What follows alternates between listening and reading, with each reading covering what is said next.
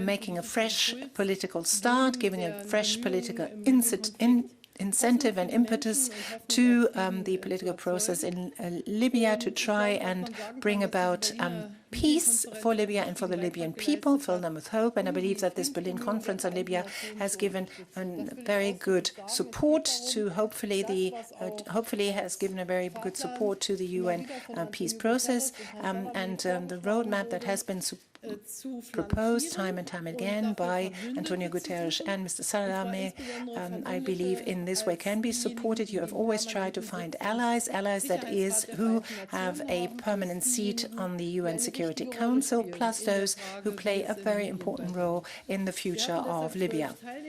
We invited 12 member states, 12 invitees,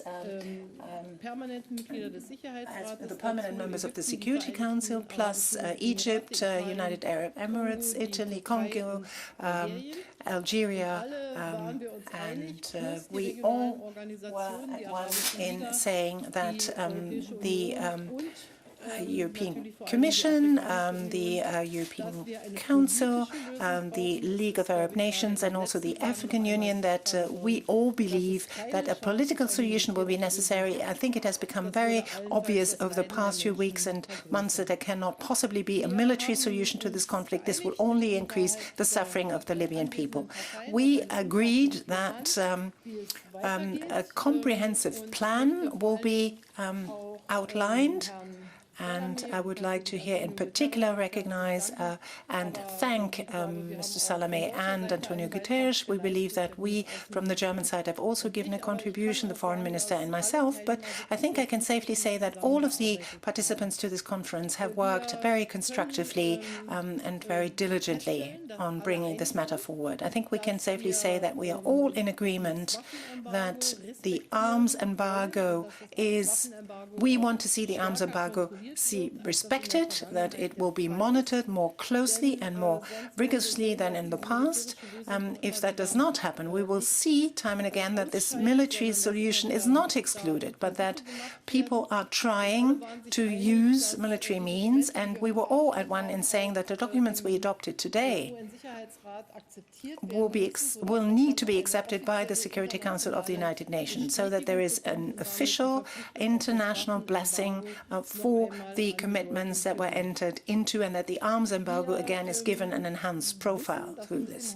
We know that today's meeting obviously will not solve all of the problems of Libya. As I said, we wanted to give a new impetus, and it was most important that the Libyan representatives present, namely General Haftar and President al-Sarraj,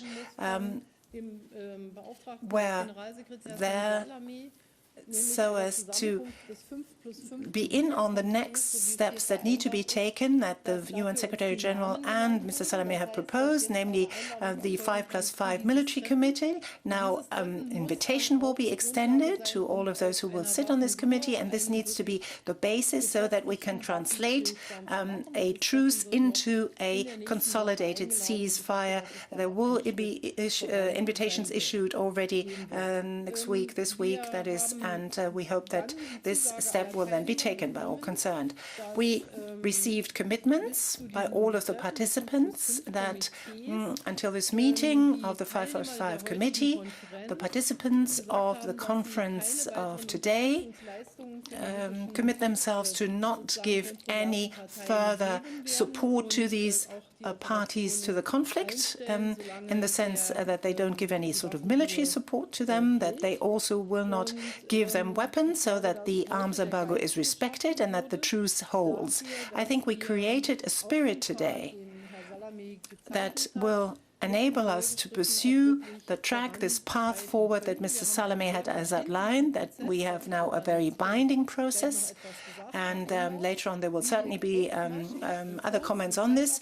So very closely followed, all of those who have met today will pursue this process, and we will see to it that political solutions are found, that the truce and the ceasefire then will be kept, because now what we see there on the ground is indeed a conflict that is fueled by proxies, And we will want to turn the situation into a process that actually gives the people of Libya a right to free self-determination in peace and freedom. I am under no illusion that we have embarked on a very difficult road, indeed a very arduous road, and we believe that right now there are controversial views in Libya itself, but we were at one in saying that in view of the terrible suffering we've seen, in view of the terrible spread of terrorism to the Sahel zone, it was justified to call for this meeting. I would like to thank all of the participants to this conference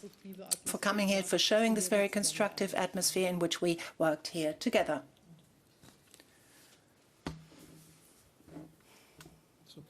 Ja. Guten Abend. I'd like to express my deep gratitude to Chancellor Merkel and to the German government for convening this conference.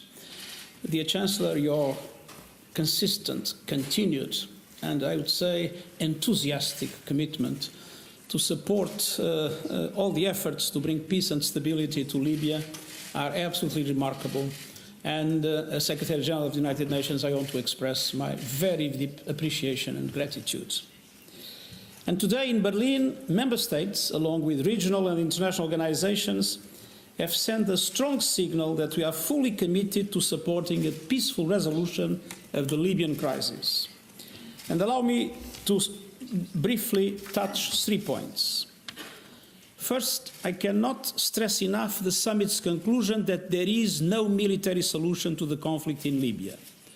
All participants have mentioned it several times during the meeting, even those that are more directly involved in the conflict itself. And today, all participants committed to refrain from interference in the armed conflict or the internal affairs of Libya. This is part of the conclusions. And of course, these must be adhered to, as well as the call to silence the guns with the termination of all military hostilities. Second, we called on all actors to refrain from any activities exacerbating the conflict. And I urge all participants and the international community to abide by their commitment to unequivocally and fully respect and implement the UN Security Council arms embargo. Third, the return to the political process is essential.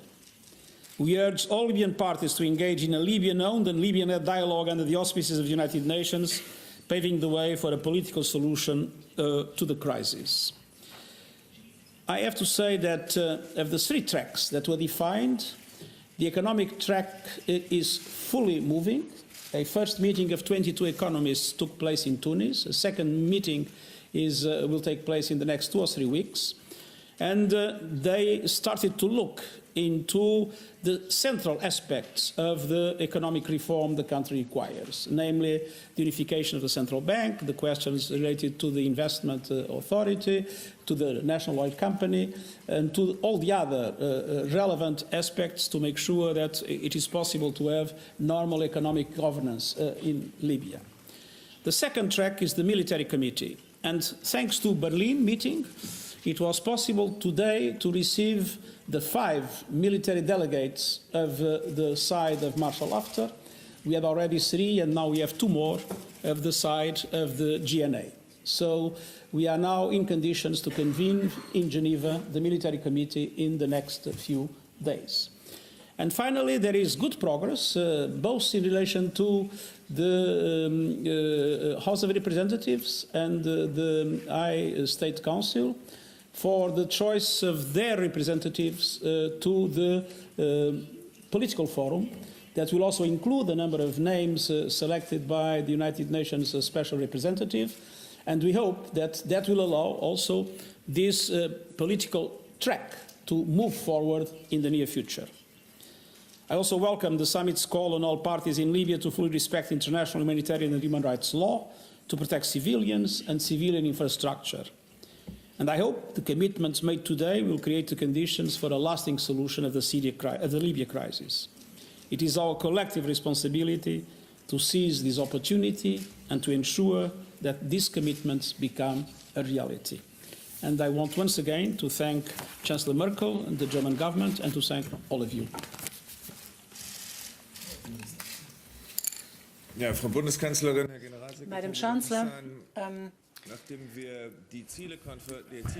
Secretary General Dear Hassan, after having achieved the objectives that we staked out for this conference, we now have the key in our hands that will enable us to solve this conflict eventually. Now what we have to do is to use this key, put it in the lock and open this door, because we know only too well that the signatures that we have received today and the commitments we received today will not be sufficient. There will be a follow-up committee that will be set up, and that will see to it that the commitments entered into will be translated into reality. It will be accompanied and supported by Hassan Salameh. So there is a UN-led process. At the beginning of February, you will already take up your work, and also states that have not been represented here today will be invited to this follow-up committee and this follow-up process. There are four working groups: security, military, political, economic issues, and humanitarian issues. Those will be the headings for these groups, and the kickoff will be given by us as hosts, as co-chair here in Berlin, and then later on all of the international partners present for this conference will actually hold the chair on a basis of rotation. Later on, the results and the further steps to be taken will also be discussed in suitable bodies, not only in the United Nations, but already tomorrow when we have the Foreign Ministers' Council of the European Union.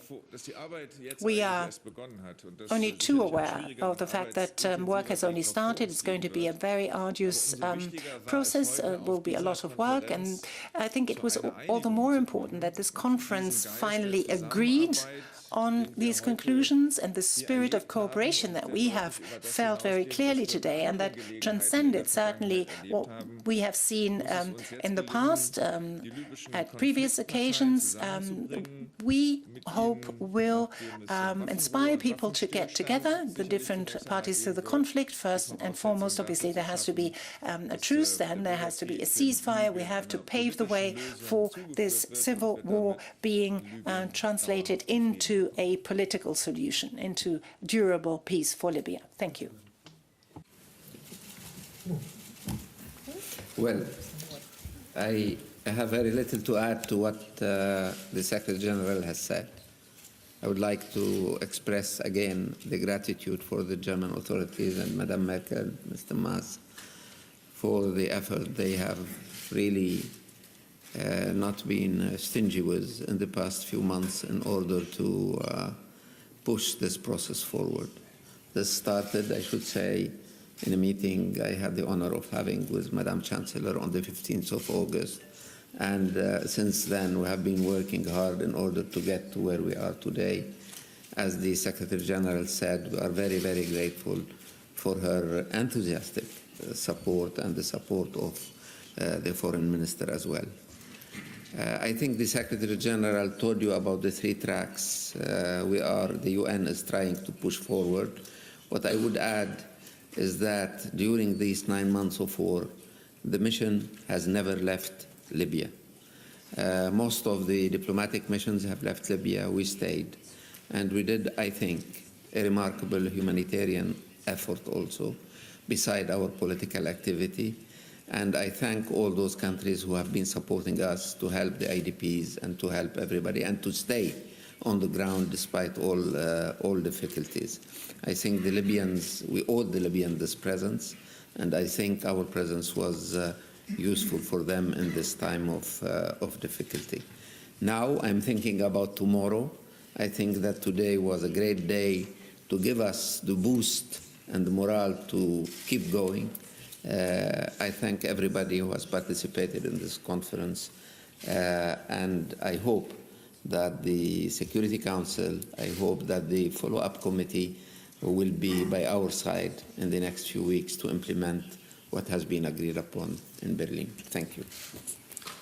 Dann kommen wir zu Ihren Fragen und fangen an mit Herrn Blank von Let's turn to questions now. Mr. Blank, DPA. Madam Chancellor, You spoke of implementation, of the need for implementation. Is the federal government ready? Would the federal government be ready to assist in implementing the agreement of today in a practical way? And could you perhaps also kindly describe to us the way in which Mr. Sarraj and Mr. Haftar have been included in the process? Did they both talk to you? Did they talk together? Did you talk to them individually? Did they attend the conference?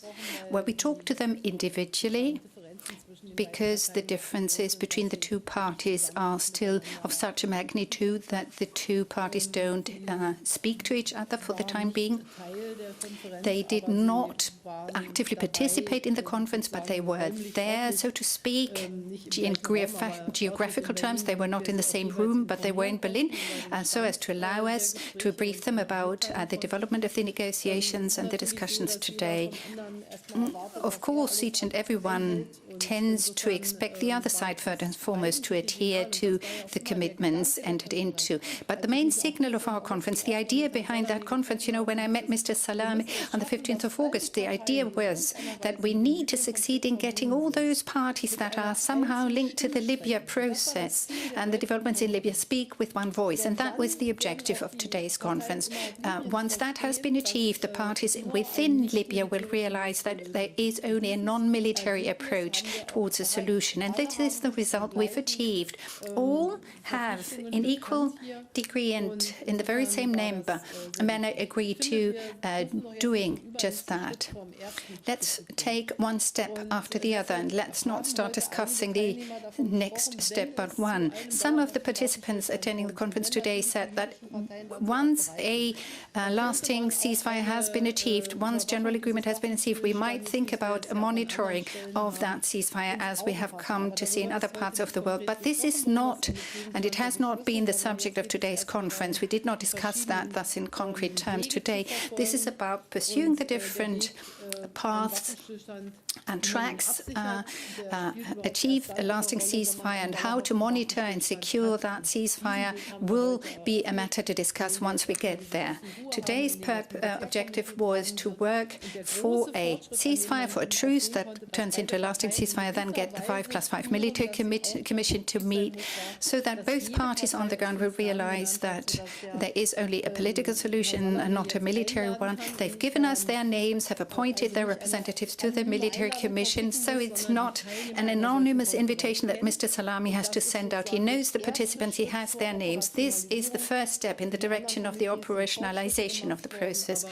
That was the most important thing to achieve in order to get closer to a lasting ceasefire. Mr. Rinke, Reuters.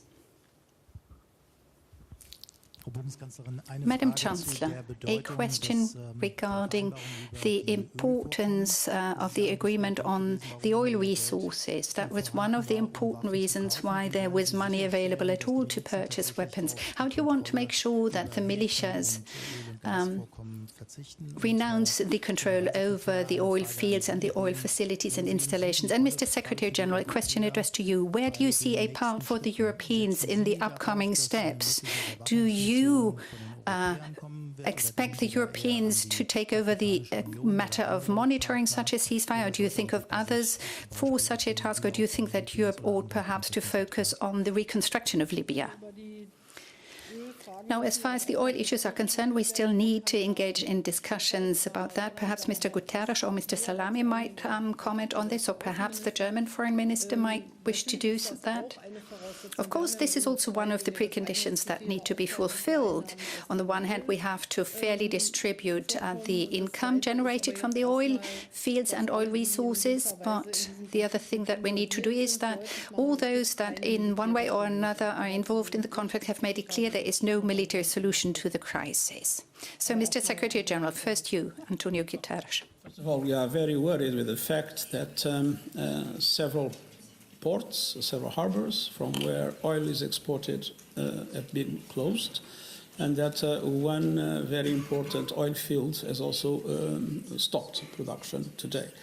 And obviously, we believe that part of a more comprehensive solution will have to be an effective reform of the national oil company, transparency established in the way things are done, and we hope that it will be possible to reestablish normality.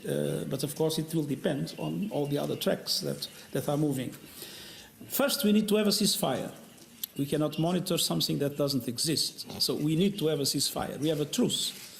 And one central question is that all the participants today committed to support the ceasefire and committed to put pressure on the parties to the conflict for a full ceasefire to be reached. Second, once there is a ceasefire, we need to have a monitoring. That monitoring can be established in different ways. It will, of course, require a discussion with the parties to the conflict. It has to be accepted by the parties to the conflict. And it will require, eventually, from the Security Council, a clear decision. And obviously, eventually, several international organizations will be involved. It's early to say. The UN, of course, is ready to play its role and to play its part. But I believe Europe will always have a very important role. It has had in the diplomatic aspects. The European Union was present today, and it has been very active in trying to create the conditions for peace to be reestablished in the country. It has been obviously very active in the preparation of different tracks, of supporting different tracks of our own activity. And I hope that if things move in the right direction, Europe will play a very important role in the future of Libya and in its full reconstruction. Die Bundeskanzlerin und ich haben The Federal Chancellor and I, in our exchanges with Prime Minister Sarraj and Field Marshal Haftar, which took place prior to the conference here in the Chancellor's office, also talked about the blocked ports from which oil is usually exported, and they both agreed that they would be willing to work for a solution. Of course, it depends on certain conditions. It's to do with the distribution of the income generated from the oil sales. It's also to do with the reform of the respective institutions. That is one of the topics on the table now, and in the coming days and weeks we will have to continue our work on these issues. A question by AP, Mr. Jordans. The gentleman over there. Ja, danke.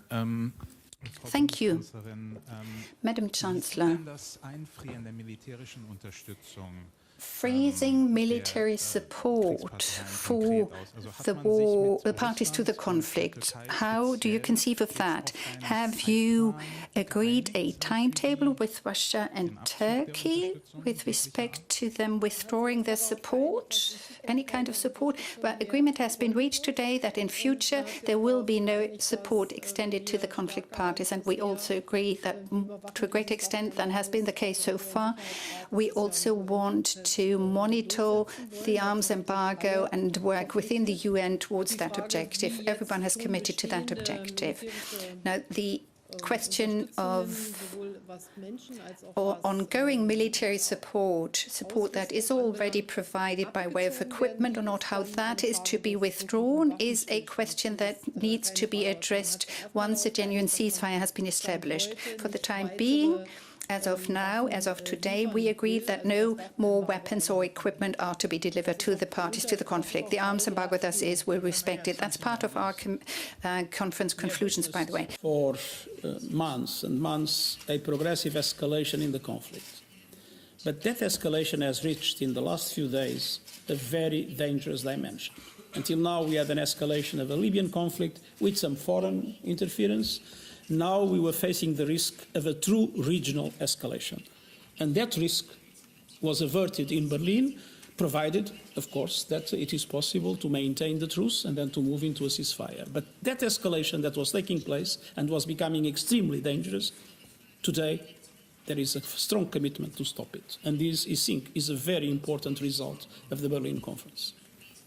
Wir hatten eine Frage von Radio France, Herr Pietenu, jetzt finde ich ihn aber nicht. A question by Radio France, Monsieur Pietenu. Where are you? Oh, over there. Danke.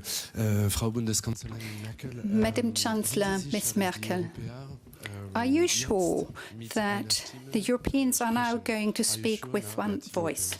Speak with one voice. Your German was excellent. I understood you very well. Yes, I believe that the preparatory stage already was a clear indication of the fact that the Europeans' positions was, in a way merged. We had an enormous commitment on the part of the French president, a strong commitment on the part of the Italian prime minister, the president of the council, and of the high representative of the European Union, Josep Borrell, and of course Boris Johnson. You know, we have lived through times where the Europeans did not speak with one voice, but now the participants like Egypt, the United Arab Emirates, Russia and Turkey were able to agree on providing a genuinely fresh impulse to the ceasefire or the truce, has made it much easier for the Europeans to work in the same direction, or to put it differently, Europe too has contributed to the success that we have achieved today. Thus, I find myself in a much better position and have a, generally speaking, much better feeling than a couple of weeks ago. Two questions. Mr. Panchevsky from Wall Street Journal, the last but one row, the gentleman over there. Thank you very much indeed. In English, perhaps. Is there any way to guarantee that the ceasefire will last after today? Because there was an escalation of hostilities even yesterday. So I'm just wondering whether the two Libyan leaders who were in attendance today have themselves signed up to this, or have they separately agreed with you that they will not escalate the hostilities? Thank you.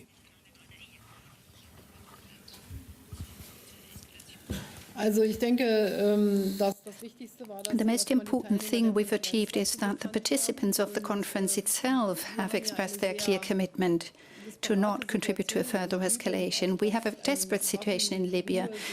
A truce to become a ceasefire that is being adhered or respected 100% is something very difficult to achieve. There are different forces that come into play here and that are at play here. But I do believe that we stand a chance, a genuine chance of everyone standing by their commitment to the truce. Everyone at the conference committed itself to it. The body says, the minister, where the subject is to be discussed how to turn the truce into a ceasefire is the joint 5+5 military commission, which has so far never been able to meet because General Haftar was not willing to name his representatives. But we have achieved that today. We've got names, so we have a body that is dedicated to discussing just that subject of turning a truce into a lasting ceasefire. And the last question, Deutsche Welle, Ms. Küfner, the lady in red. Madam Chancellor, you mentioned the arms embargo that should already, be in existence, based on the decisions taken by the Security Council. What about how you are going to monitor it? Are there going to be sanctions? Well, we didn't talk about sanctions today. Today we talked about the fact that the documents we have agreed to today are to be put to the Security Council for its approval.